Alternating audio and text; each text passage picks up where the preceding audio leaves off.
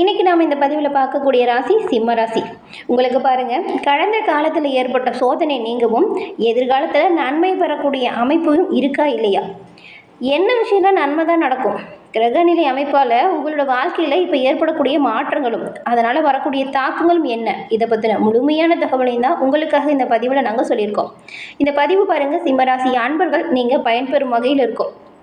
நீங்கள் இப்போ தான் ஃபஸ்ட் டைம் நம்மளோட சேனலை பார்க்குறீங்க அப்படின்னா மறக்காமல் சப்ஸ்கிரைப் பண்ணி வச்சுக்கோங்க.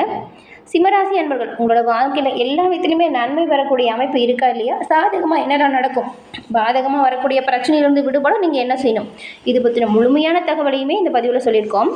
இந்த பதிவை நீங்கள் பயன்பெறும் வகையில் இருக்கும். ஸோ ஸ்கிப் பண்ணாமல் முழுமையாக பாருங்கள். இந்த சிம்ம ராசி மகம், பூரம், உத்திரம் இந்த 3 நட்சத்திரத்தையும் கொண்ட ஒரு ராசி. உங்கள் ராசி அதிபதி நவ கிரகத்தில் நாயகனாக இருக்கக்கூடிய சூரிய பகவான். சூரிய பகவான் எப்படி தலைமை கிரகமாக இருக்கிறாரோ அதுபோல் தாங்க நீங்களுமே இருப்பீங்க. எல்லா விஷயத்துலையுமே தனித்துவமாக செயல்படக்கூடியவங்களாக இருப்பீங்க. நீங்கள் ஒரு விஷயத்தை செய்கிறீங்கன்னா உங்களோட தலைமையில் தான் அந்த விஷயமே நடக்கும். இயல்பாகவே அந்த ஒரு அமைப்பு உங்களுக்கு இருக்குது. இப்படிப்பட்ட உங்களுக்கு கடந்த காலத்தில் நிறைய பிரச்சனை, தொல்லை, தொந்தரவு இதெல்லாம் வந்திருக்கும்.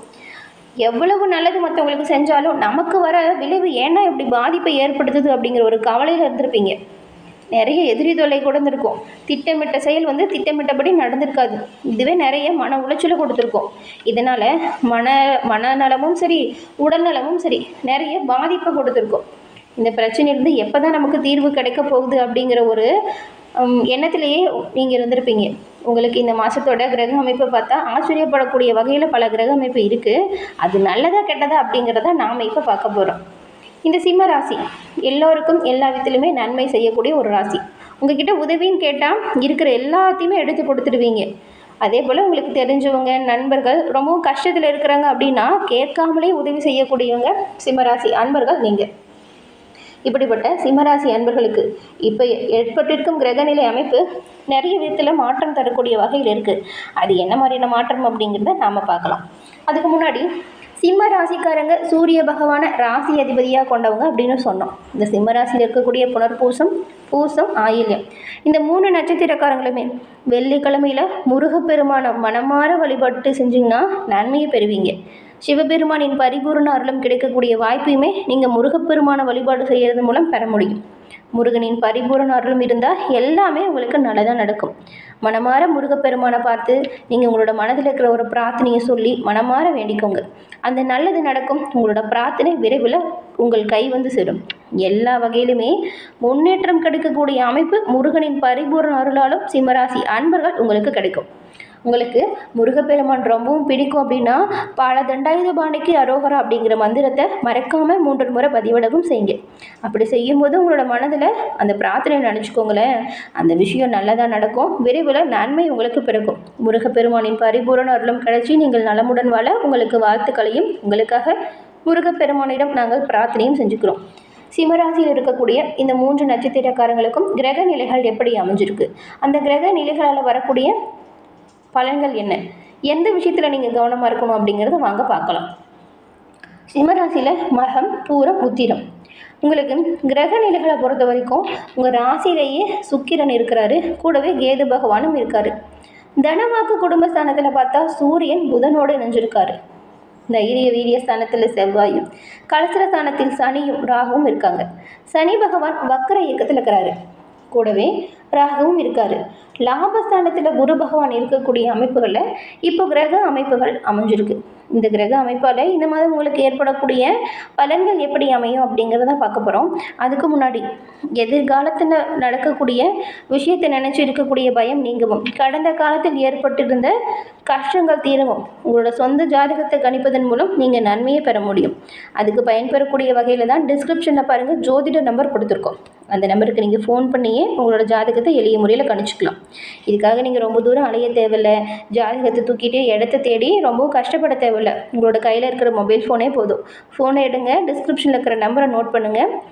நீங்கள் ஃபோன் பண்ணி உங்களோட ஜாதகத்தில் இருக்கக்கூடிய அந்த டீட்டெயில், உங்களோட பேர், ராசி, நட்சத்திரம் அதை மட்டும் சொன்னாலே போதும். உங்களோட ஜாதகத்தை நீங்கள் எளிய முறையில் கணிச்சிக்கலாம். எல்லா வகையிலுமே நன்மை பெறக்கூடிய யோகத்தை நீங்கள் பெற முடியும். ஏன் இதை சொல்கிறோன்னா, நிறைய பேர் பாருங்கள், இவங்ககிட்ட ஃபோன் மூலியமாகவே ஜாதகம் கணிச்சு இப்போ அவங்களோட வாழ்க்கையில் சிறப்பான ஒரு முன்னேற்றம் கண்டதாக சொல்லியிருக்காங்க. அதனால தான் உங்களுக்குமே பயன்பெறும் அப்படிங்கிற நம்பிக்கையில் கொடுத்துருக்கோம். கடந்த காலத்தில் ஏற்பட்ட கஷ்டம் தீரவும், எதிர்காலத்தில் வரக்கூடிய கஷ்டங்கள் உங்களை நெருங்காமல் இருக்கவும் ஜாதகப்படி நீங்கள் பலன்களை தெரிஞ்சுக்கிட்டா நன்மையை பெற முடியும் இல்லையா? அதுக்காக தான் கொடுத்துருக்கோம். பயன்படுத்திக்கோங்க. இந்த வாய்ப்பை தவற விட்டுறாதீங்க. இப்போது இந்த மாதம் உங்களுக்கு இந்த கிரக அமைப்பு இருக்குன்னு சொன்னோம். அந்த கிரக அமைப்பில் என்னெல்லாம் நடக்கும் அப்படிங்கிறத பார்க்கலாமா? இந்த வாரம் பாருங்கள், அறிவுத்திறன் அதிகரிக்கக்கூடிய வாய்ப்பு இருக்குது. சிவபெருமானோட பரிபூர்ண அருளாலுமே இந்த வாய்ப்பு உங்களுக்கு இப்போ அமைஞ்சிருக்கு. உங்களோட பேச்சு மற்றவங்கள மயக்கிறது போல் இருக்கும். உங்களோட பேச்சு திறமையாலே எல்லா விஷயத்தையுமே சாதிக்க போகிறீங்க. மனசில் ஒரு நிம்மதியே கிடைக்கும். சாமர்த்தியமாக நீங்கள் எல்லா விஷயத்தையுமே செய்ய போகிறீங்க. இதுக்கு முன்னாடி நிறைய விஷயத்தில் அடிபட்டு பாடங்களை கற்று வச்சுருப்பீங்க. அந்த பாடத்தில் வந்து சாமர்த்தியமாக உங்களோட காரியத்தில் வெற்றி பெற போகிறீங்க. தொழில் வியாபாரம் கூட இப்போ சிறப்பாக நடக்கக்கூடிய வாய்ப்பு இருக்குது. இதுக்காக நீங்கள் சில யுக்திகளை கையாண்டால் முன்னேற்றத்தையுமே பெற முடியும். சில சலுகைகளை அறிவிங்க. வாடிக்கையாளர்கள் எண்ணிக்கை அதிகரிக்கும். வளர்ச்சிக்காக நீங்கள் சில திட்டங்களை செயல்படுத்தக்கூடிய முடிவு எடுப்பீங்க. அது நல்ல ஒரு முன்னேற்றத்தை தான் கொடுக்கும். வேலையில் இருக்கிறவங்களுக்கெல்லாம் உங்களோட செயல்திறமை அதிகரிக்கும். திடீர் பயணம் செல்ல நேரிடலாம், முன்னெச்சரிக்கையாக இருங்க. அதே போல் வேலை விஷயமா கொஞ்சம் அலைய வேண்டியதாகவும் இருக்கும். குடும்பத்தில் நிம்மதி இருக்கும். இதுக்கு முன்னாடி சண்டை சச்சரவு இந்த நிலை மாறும். குடும்பத்தில் கொஞ்சம் விட்டு கொடுத்தும் அனுசரிச்சும் போனால் எல்லா விதத்திலுமே நன்மையை நீங்கள் பெறுவீங்க. அதுவும் பாருங்கள், உங்கள் வீட்டை சுற்றி இருக்கிறவங்களால நிறைய பிரச்சனை சண்டை சச்சரவுகளை சந்தித்து வந்த நீங்கள் அந்த பிரச்சனையிலேருந்து விடுபடக்கூடிய யோகம் அமைஞ்சிருக்கு. வருமானம் நல்லா அதிகரிக்கும். வீட்டுக்கு தேவையான பொருட்களை வாங்கி மகிழ்ச்சி அடைவீங்க. உறவினர்கள் நண்பர்கள் இவங்க மூலயமா நல்ல ஒரு ஆதாயம் உங்களுக்கு இப்போ ஏற்பட போகுது. கலைத்துறையில் இருக்கிறவங்க புத்தி சாதுரியத்தை கையாண்டிங்கன்னா நல்ல ஒரு லாபத்தையும் பொன்னான வாய்ப்புகளையும் பெறக்கூடிய காலமாக இந்த மாதத்தை நீங்கள் மாற்ற முடியும்.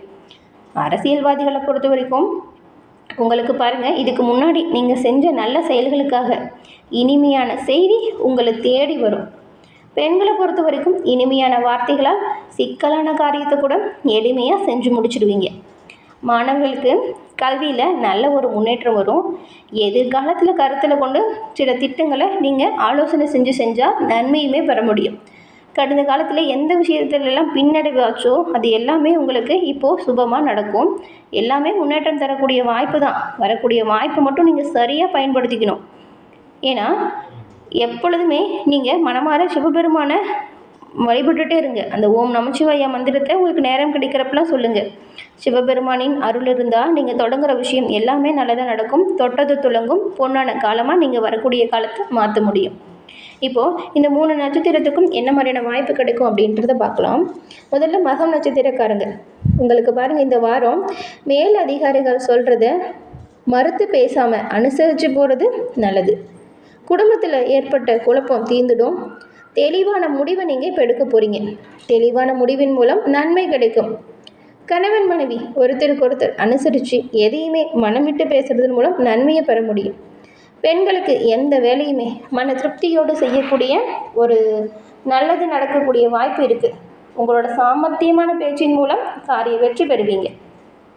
பூரம் நட்சத்திரக்காரங்களுக்கு இந்த வாரம் பிள்ளைகள் நலனில் அக்கறை காட்டுவீங்க. குடும்ப வருமானம் கொஞ்சம் அதிகரிக்கும். எதுலேயுமே ஆக்கப்பூர்வமாக செஞ்சு வெற்றி பெற போகிறீங்க. மனதில் இருந்த குழப்பம் நீங்கள் தெளிவு பிறக்கும்.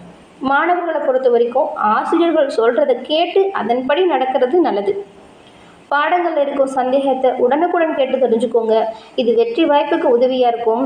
உங்களுடைய ஆசிரியரும் சரி, உங்களோட பெற்றோரும் சரி, உங்களோட படிப்புக்கு நல்ல பக்கபலமாக இருப்பாங்க. தொழில் வியாபாரத்தில் ஈடுபட்டிருக்கக்கூடிய வியாபாரிகள் வர வேண்டிய பாக்கி வசூலாகும் அமைப்பு இருக்குது. இப்போ போய் நீங்கள் கேட்டால் தரமாட்டேன்னு சொன்னவங்க கூட பழைய பாக்கியை தந்துடுவாங்க. அடுத்து உத்திரம் நட்சத்திரக்காரங்களுக்கு இந்த வாரம் செல்வவளம் சேரும். வாழ்க்கை துணையின் ஆதரவு பக்கபலமாக இருக்கும். குடும்பத்தில் மகிழ்ச்சி பிறக்கும். மன தைரியம் அதிகரிக்கும். எதையுமே துணிச்சலாக செய்து முடிக்கக்கூடிய ஆற்றல் பிறந்திருக்கு. பணவரத்துமே திருப்தி தரும் வகையில் இருக்கும். அந்நிய நபர்கள் கிட்ட மட்டும் பழகும்போது கவனமாக இருக்கணும். உங்களை பற்றி யாராச்சும் வீண் அவதூறு பேசினா கூட அதை கண்டிக்காமல் ஒதுங்கிட்டு போகிறது நல்லது. ஏன்னா நீங்கள் அதை போட்டு மனசில் போட்டுட்டு குழப்பத்தை ஏற்படுத்தினால் மன சஞ்சலம் வரும். தேவையில்லாமல் நடக்கிற விஷயத்திற்காக நீங்கள் வாக்குவாதம் செய்யவே தேவையில்லை. அந்த விஷயத்தை அப்படியே விட்டுட்டு நீங்கள் எப்படி முன்னேறணும் அப்படிங்கிறத மட்டும் கவனம் செலுத்துங்க. நன்மை வரும். நல்லது நடக்கும்போது சில தடங்கள் வரதாங்க செய்யும். அதை கண்டுக்காமல் நம்ம ஒதுக்கி விட்டுட்டு போகிறது தான் உங்களுக்கு நல்லது. அதே போல் விருந்து கேளிக்கை நிகழ்ச்சியில் கலந்து கொள்ளக்கூடிய வாய்ப்பு இருக்குது. குடும்பத்தில் பொறுத்த வரைக்கும் கோபத்தை விடுத்து நீங்கள் கொஞ்சம் நிதானத்தை கடைபிடிச்சா குடும்பத்துலேயுமே குதூகலமான சூழ்நிலையை நீங்கள் பெற முடியும். சிவபெருமான் முருகப்பெருமான் 2 இறைவனின் அருளாலும் எல்லாமே நல்லதாக நடக்கும், நன்மை பிறக்கும். நன்றி நேயர்களே.